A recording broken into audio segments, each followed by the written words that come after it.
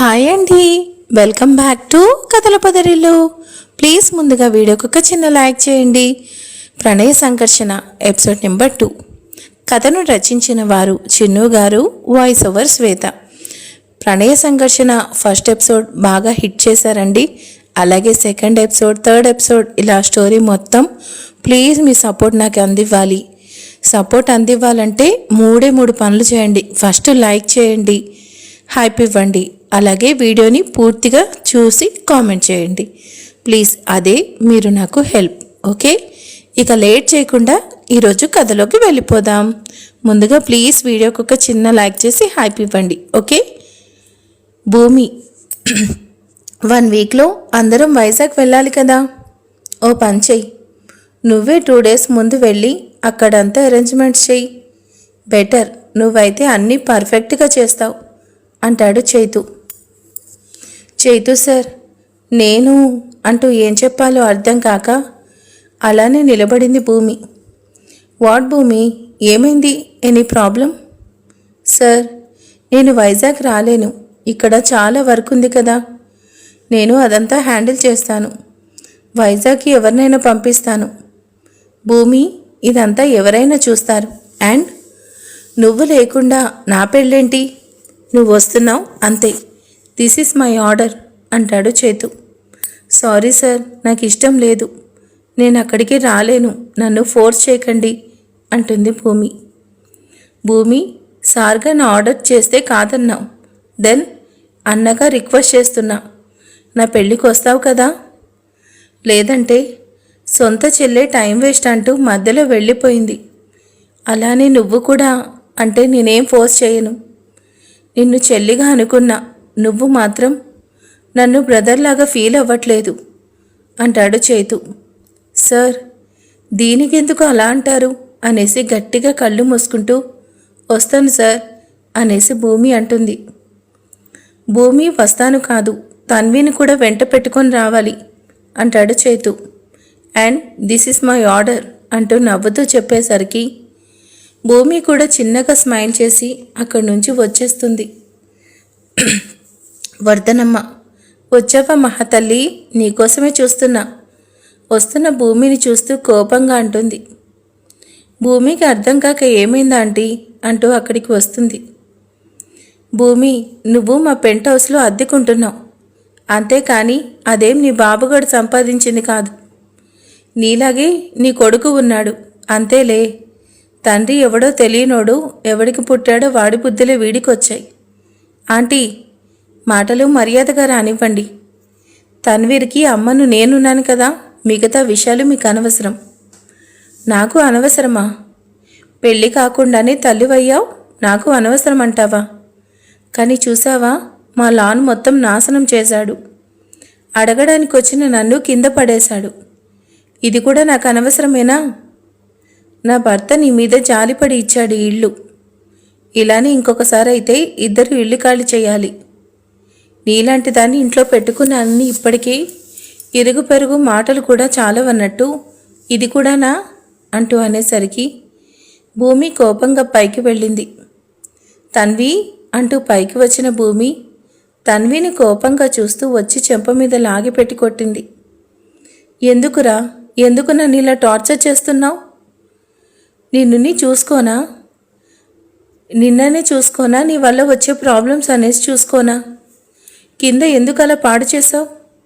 ఆంటీని ఎందుకు కొట్టావు? నిన్నే అడిగేది. పెద్దవాళ్లతో ఎలా బిహేవ్ చేయాలో తెలీదా అని భూమి అడుగుతుంటే మాట్లాడకుండా ఉంటావేంటి అంటూ తన్విని కొడుతుంది భూమి. మమ్మీ, నేనేం చేశాను? నన్నెందుకు కొడతావు? ఆమె నన్ను కొట్టింది. తన్వి షటప్, ఓకే అంటూ తన చేయి లాక్కొని కిందకి లాక్కెళ్ళింది. ఆంటీకి సారీ చెప్పు తన్వి, నీకే చెప్పేది, సారీ అంటూ కోపంగా అనేసరికి తన్వి సారీ అంటూ కోపంగానే పైకి వెళ్ళిపోతాడు. మా వల్ల జరిగిన దానికి నేను కూడా సారీ చెప్తున్నాను ఆంటీ. బట్ 1 థింగ్, నా కొడుక్కి అన్నీ నేనే. ఆడపిల్ల ఒంటరిగా ఉందంటే తప్పు చేసినట్టే కాదు అనేసి భూమి కూడా పైకి వెళ్ళిపోయింది. తన్వి, ఇంకెంతసేపు అలానే ఉంటావు? వెళ్ళి ఫ్రెష్ అయ్యి వచ్చి డిన్నర్ చేసి హోంవర్క్ చేసుకో. నీకేరా చెప్పేది, అర్థం కావట్లేదా? బాగా మొండిగా అవుతున్నావు, ఇప్పుడు వస్తావా లేదా అంటుంది భూమి. అంటూ భూమి అనేసరికి కోపంగా పక్కకి తిరిగి మాట్లాడకుండా కూర్చున్నాడు. భూమి వచ్చి తన పక్కనే కూర్చుంది. అసలే తెల్లని మొహం కోపానికి ఎర్రగా అవుతుంటే భూమి కొట్టిన దెబ్బకి తన 2 బుగ్గలు ఇంకా ఎర్రగా కందిపోయి ఉన్నాయి. అంతసేపు కోపంగానే ఉన్న భూమి తన్విని దగ్గరికి తీసుకుని బుజ్జగిస్తూ సారీ నాన్న అంటూ ముద్దు పెడుతుంది. I don't want your bloody sorry and bloody kisses అంటూ తుడిచేస్తూ పక్కకి జరిగాడు తన్వి. తన్వీర్కి చాలా కోపం వచ్చేసినట్టుంది కదా. నువ్వు చేసింది కూడా తప్పే కదా నాన్న. ఆంటీ అలా వాళ్ళతో బ్యాడ్గా బిహేవ్ చేయొచ్చా చెప్పు. నువ్వు అలా చేస్తే నిన్నే బ్యాడ్ బాయ్ అంటారు, నన్ను బ్యాడ్ మమ్మీ అంటారు కదా. నువ్వేం బ్యాడ్ మమ్మీ కాదు, వాళ్ళే బ్యాడ్. నేను నీ మీద కోపంగా ఉన్నాను, వచ్చి వాళ్ళు చెప్పిన దానికి కొట్టావు. అసలేం జరిగింది కూడా అడగలేదు. That's why I'm angry on you. Okay sorry నాన్న, తప్పు నాదే. ఇప్పుడు చెప్పు, నువ్వెందుకు అలా చేశావు? తన్వి అసలు అల్లరి చేయకుండా బుద్ధిగా ఉంటాడు కదా, అలా ఎందుకు చేశాడు? తన్వి తన బ్యాగ్లో ప్రోగ్రెస్ రిపోర్ట్ తీసి భూమికి, తన్వి నువ్వు ఈసారి కూడా క్లాస్ ఫస్ట్ వచ్చావు అంటూ భూమి తన్వీర్ని దగ్గరికి తీసుకుంది. యా, అందుకే నా ఫ్రెండ్స్కి ఎప్పుడూ నువ్వు ట్రీట్ ఇస్తావు కదా, అలానే నా ఫ్రెండ్స్ని పిలిచాను. కానీ ఆ డెవిల్ ఆంటీ ఫస్ట్ రావడం కాదు, దానిలో మీ డాడ్తో సైన్ చేయించుకుంటావా అంది. నాకు డాడీ లేడని షేమ్ చేసింది. దట్స్ వై నాకు కోపం వచ్చింది. నా మిస్టేక్ లేకుండా నన్ను ట్రిగర్ చేసింది. ఆ మాటకి తన్విని గుండెలకు హత్తుకుంది భూమి. సమాధానం లేని ప్రశ్నకి మౌనమే సమాధానం కాగా తనలో తనే మౌనంగా ఏడ్చింది భూమి. చిన్నప్పటి నుంచి కూడా తండ్రి లేని బాధ ఎలా ఉంటుందో బాగా తెలుసు. ఈరోజు తన కొడుకి అదే బాధ ఇస్తున్నందుకు తన మీద కోపం, తన జీవితాన్ని ఇలా చేసిన ఆ దేవుడు మీద కోపం, తన బాధను తనలోనే దిగమింగుతూ, తన్వి మమ్మీ మిస్టేక్ చేసింది కదా, సారీ నాన్న, ఇంకెప్పుడు మమ్మీ అలా మిస్టేక్ చేయదు. దానికి పనిష్మెంట్గా నిన్ను సమ్మర్ హాలిడేస్కి వస్తున్నాయి కదా, వైజాగ్కి ట్రిప్కి తీసుకెళ్తాను, సరేనా? Okay, but I want to know, నా డాడ్ పేరేంటి, ఎక్కడుంటాడు, మన దగ్గరికి ఎందుకు రాడు? టీమ్కి వాళ్ళ డాడ్ లాగా అబ్రాడ్లో ఉంటాడా? కానీ టింకుకి ఫ్రీక్వెంట్గా కాల్ చేసి మాట్లాడతాడు. వాళ్ళ ఇంట్లో వాళ్ళ డాడ్ ఫొటోస్ కూడా ఉంటాయి. మన ఇంట్లో డాడ్ ఫొటోస్ లేవెందుకు? తన్వీర్ లేట్ అవుతుంది, డిన్నర్ చేసి పడుకోవాలి కదా అంటూ తన మాటలు పట్టించుకోకుండా అక్కడి నుంచి తీసుకెళ్ళి ఫ్రెష్ అయిన తర్వాత తనకు తినిపించి పడుకోబెట్టింది భూమి. ఆర్మన్, నువ్వు పెళ్ళికి ఉంటావో ఉండవో అనేసి చాలా ఫీల్ అయ్యాను. చెల్లి పెళ్ళికి నువ్వు లేకుండా ఉంటే ఏం బాగుంటుంది. మొత్తానికి వచ్చేసావు. మామ్, నాకు చాలా అనీజీగా ఉంది, విల్ యూ ప్లీజ్? వచ్చినప్పటి నుంచి డిస్టర్బెన్స్ ఏంటి? తర్వాత నేనే వచ్చి మాట్లాడతాను. మామ్, డాడ్, అయినా కూడా లిమిట్స్ ఉండాలి. I want some space. నన్ను ఇలా డిస్టర్బ్ చేయకు. వాట్ హెల్స్? పెళ్ళికి లేకపోతే ఏంటి? అదేదో పెద్ద నేషనల్ ఇష్యూ చేస్తున్నారు. నాకు రావాలనిపించింది, వచ్చాను, అంతే. మీరు చెప్పారని కాదు, నాకు వర్క్ ఉంది. 1 అవర్ వరకు నన్నెవరూ డిస్టర్బ్ చేయకూడదు, విల్ యూ ప్లీజ్? ఆర్మన్ అలా అనేసరికి అంజలి ఇంకేం మాట్లాడలేక వచ్చేస్తుంది. ఆర్మన్, ఆకలి అవుతుందేమో, తినడానికి ఏమైనా తీసుకురానా? Mom, be practical. ఆకలి ఏడిస్తే అడుగుతాను. I have my own senses. నాకేం కావాలో నేను చూసుకోగలను. I'm not kid, okay? Anjali, ఎందుకు డల్గా ఉన్నావు? ఆర్మన్ బిహేవియర్కి ఫీల్ అవుతున్నావా? వాడే నిదానంగా చేంజ్ అవుతాడులే. అర్జున్, ఇదంతా మీ వల్లే. చిన్నప్పుడు అమ్మ అమ్మ అంటూ నా వెనకే ఉండేవాణ్ణి, చదువు వారసుడు అంటూ నాకు దూరంగా పంపించేశారు. నిజమైన ప్రేమలు చూడలేనివాడు అక్కడ అలానే పెరిగి ఈరోజు అమ్మా నాన్న పట్టనట్టుంటున్నాడు. ప్రేమకి వాల్యూ తెలియకుండా మిషన్ లాగా మారిపోయాడు. నా కొడుకు నా దగ్గరికి మళ్ళీ వస్తాడా? నాతో ప్రేమగా ఉంటాడా? ఇదంతా నీ వల్లే నాకు వాడిని దూరం చేసావు. అంజు, అన్నీ క్లియర్ అవుతాయిలే. ఆర్మన్ మనసు మార్చే అమ్మాయి ఉంటుంది. నువ్వు ఇలా ఫీల్ అవ్వకు. అర్పిత పెళ్లిలో నువ్వు ఇలా ఉంటే బాగోదు అంటూ చెప్పి తనను తీసుకెళ్తాడు. చైతు, యాక్చువల్లీ ఈ పెళ్లి పనులన్నీ ఆడపెళ్లి వాళ్ళం కాబట్టి మేమే దగ్గరుండి చూసుకోవాలి. కానీ మాకు ఎలాంటి శ్రమ లేకుండా అన్నీ మీరే దగ్గరుండి చూసుకుంటున్నారు. అంజలి గారు, ఎవరైతే ఏంటి, వచ్చేది మా కోడలు, మాకు రెస్పాన్సిబిలిటీ ఉండదా? మీరు అన్నయ్య వచ్చారు, అర్పితను కూడా తీసుకొస్తే బాగుండేది కదా. మేము అదే అనుకున్నాం, బట్ లాస్ట్లో డ్రాప్ అయ్యాం.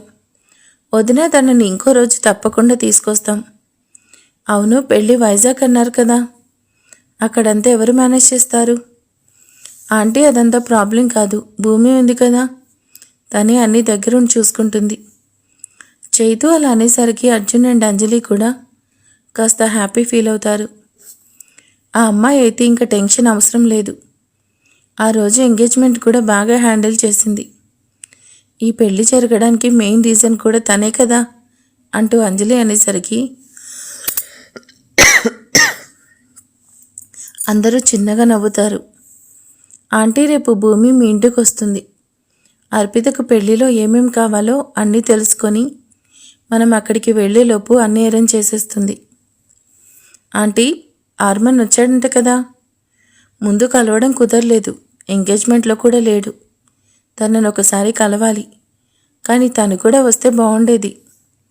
ఆ మాటకి అంజలి, అర్జున్ ఇద్దరు మొహం ఒకరినొకరు చూసుకుంటారు. పొద్దున్న వస్తూనే ఆర్మన్ని రమ్మని అడగడం, ఆర్మన్ నేను రాను అంటూ స్ట్రైట్గా చెప్పేసి వెళ్ళడం, దానికే అర్పిత అలిగి ఏడుస్తూ తన రూమ్లోకి వెళ్ళిపోవడం అంతా గుర్తు చేసుకుంటూ, ఆర్మన్కి వర్క్ ఉండి రాలేదు, నిన్ను మరోసారి పర్సనల్గా మీట్ అవుతా అన్నాడు అంటూ ఇద్దరూ అబద్ధం చెప్తారు. చైతు, మీ చెల్లెలు గణిత ఎక్కడా?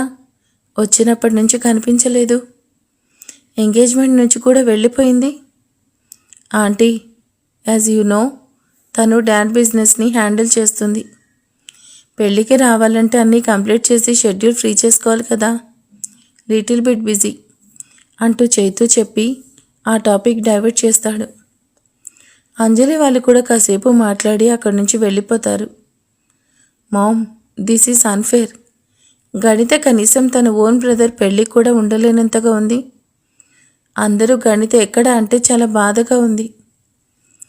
ఎవరో ఏదో అన్నారు అడుగుతారని కాదు, నా చెల్లెలు నా పెళ్ళిలో ఉండాలని నాకుండదా? నువ్వెలా కన్విన్స్ చేస్తావో తెలీదు. గణిత పెళ్ళికి రావాలి, తనకి నువ్వు చెప్పకపోతే నేనే చెప్పాల్సి వస్తుంది అంటూ సీరియస్గా అంటాడు. చైతు, అదంతా నేను చూసుకుంటాలే, కానీ ఈ పెళ్ళిలో అయినా మీ మావయ్య వాళ్ళని కూడా పెళ్ళికి పిలిస్తే బాగుంటుంది కదా. పెళ్ళి వైజాగ్లో పెట్టుకొని వాళ్ళని పిలవకుండా ఉండడం బాగోదు. ప్రపూర్ణ, ఎవరిని పిలవాలి ఎవరిని పిలిచేది లేదు. ఇంకోసారి నీ అన్నా వదిన ప్రస్తావన నా ఇంట్లో వస్తే ఒప్పుకోను. ఈరోజు నా కూతురిలా ఉండడానికి కారణం ఆ కుటుంబమే కదా. రిలేషన్స్ని మర్చిపోయి బొమ్మలా మారిపోయింది. చిన్నప్పటి నుంచి బావే ప్రాణం అనుకుంది. అందరిలో నా కూతుర్ని పెళ్ళి తన కోడల్ని చేసుకుంటాననేసి మాటిచ్చి తన కొడుకు ఎవరినో ప్రేమించాడంటే దానితో పెళ్లి చేసేయాలనుకున్నాడు. నా కూతురు చావు వరకు వెళ్ళి తిరిగొచ్చింది. మళ్ళీ నా కూతురు బాధకి నేనెవరు కారణమైనా ఒప్పుకోను. ఏవండి, ఇంకెన్ని రోజులండి ఈ పంతాలు పట్టింపులు చెప్పండి. నా అన్నవాళ్ళు చేసింది తప్పే, కానీ ఆ రోజు వాళ్ళేం తప్పేముంది? శిరీష్ మన గణితను పెళ్లి చేసుకోననేసి తేల్చి చెప్పేసరికి తప్పక వాడికి నచ్చిన అమ్మాయితో పెళ్లి చేయాలనుకున్నారు. కానీ ఆ పెళ్ళి జరగలేదు కదా. అందుకని ఇప్పుడు నీ అన్నని పిలిచి నా కూతుర్ని నీ ఇంటి కోడల్ని చేసుకోమని కాళ్ళు పట్టుకోమంటావా? గణిత చెప్పడం లేదు, కానీ ఇప్పటికీ దానికి శిరీష్ మీద ఇష్టం ఉంది. శిరీష్ కోసమే అది ఇలా అందరితో మాట్లాడకుండా ఉంది. మనం ఇలా పంతానికి వెళ్తే తన బాధకు కారణమవుతాం. సిరికి పెళ్ళై ఉంటే నేను సపోర్ట్ చేసేవాడిని కాదు, కానీ కాలేదు కదా. ఏమైందో తెలీదు, బట్ లవ్ చేయడం తప్పు కాదు. అవన్నీ మనకు అనవసరం. ఎవరికి తెలుసు, వాళ్ళని మళ్ళీ పిలిస్తే గణిత కూడా సిరి మీద ఇష్టంతో నార్మల్ అవుతుందేమో. సిరి కూడా రియలైజ్ అయితే అంతా మంచే కదా డాడ్. గణిత కోసమైనా ఆలోచించండి అంటాడు చైతు. చెయ్యి, నా కూతురు మళ్ళీ బాధపడే సిచ్యువేషన్ వస్తే మాత్రం నేను ఒప్పుకోను. నాకన్నిటికంటే నా కూతురు ముఖ్యం అంటూ ప్రపూర్ణని సీరియస్గా చూసి వెళ్ళిపోయాడు తన భర్త బలరాం. మామ్, ఇంకేంటి, are you happy now? But one thing, నువ్వు మళ్ళీ ప్రపోజల్ పెట్టి గణితను డిస్టర్బ్ చేయకు. అలానే తనని పెళ్ళికొచ్చేలా ఒప్పించాలి. నువ్వు వద్దన్న ఒప్పిస్తాను. అక్కడ గణితకు సిరికి పెళ్లి కోసం మాట్లాడి ఒప్పించాలి. కానీ గణిత ఒప్పుకోవాలంటే మన వల్ల కాదు. దానికి కూడా భూమి హెల్ప్ తీసుకోవాల్సిందే. భూమితో మాట్లాడి ఏదో ఒకటి చేయాలి అంటాడు చైతు. పిన్ని, మీ గార్డెన్ నిన్న తన్వి పాడు చేసినందుకు మనీ. ఈ డబ్బులు సరిపోకపోతే మళ్ళీ అడగండి, ఇస్తాను. కానీ ఒక్కటి పిన్ని, నా కొడుక్కి అన్నీ నేనే, తన ప్రోగ్రెస్ కార్డులో సైన్ కూడా నేనే చేస్తాను. ఇది చెప్పడానికి నేనేం సిగ్గుపడ్డం లేదు. నేనేం తప్పు చేయలేదు భయపడ్డానికి, తప్పించుకొని పారిపోవడానికి. నేనెప్పుడు ఒకేలా ఉన్నాను, ఉంటాను. ఓ అమ్మాయి బ్రతకాలంటే పెళ్ళై మొగుడే అవసరం కాదు. బ్రతకాలనే ధైర్యం, బ్రతకగలననే నమ్మకం చాలు. నాకు ఆ రెండూ ఉన్నాయి. నా కొడుక్కి అన్నీ నేనే. ఈ సొసైటీకి నా మొగుడు, నా కొడుక్కి తండ్రి ఎవరో కావాలేమో, కానీ నాకు అవసరం లేదు. భూమి, దాని బుద్ధి తెలిసి ఎందుకమ్మా దాంతో మాటలు? నువ్వెళ్ళు. మాటలు చెప్పాలి బాబాయ్, లేదంటే మాటలు వస్తాయి. నాకది ఇష్టం లేదు. నన్నేమైనా ఆలోచిస్తాను, కానీ నా కొడుకునంటే మాత్రం ఒప్పుకోను అంటూ సీరియస్గా చెప్పి వెళ్ళిపోతుంది భూమి. భూమి అలా కోపంగా చెప్పేసరికి మర్దనము మూతి తిప్పుతూ లోపలికి వెళ్ళిపోతుంది. మరిక తర్వాత ఏం జరగబోతుంది? అసలు ఇంతకీ భూమి జీవితం నాశనం చేసిన వాళ్ళు ఎవరు? మరి భూమి వైజాగ్ వెళ్ళనంటుంది. అక్కడ శిరీష్ ఏమో చైతు పెళ్ళికి వస్తానంటున్నాడు. మరి శిరీష్, భూమి ఒకరినొకరు చూసుకుంటే ఏం జరుగుతుంది? అక్కడ ఏం జరగబోతుంది పెళ్ళి టైంలో అనేది ఇక రేపటి ఎపిసోడ్లో తెలుసుకుందాం. ఈ వీడియో ఎలా ఉందనేది ప్లీజ్ లైక్ చేయండి, కామెంట్ చేయండి. ఆ రెండు మాత్రం మర్చిపోకండి. Okay, thank you for watching.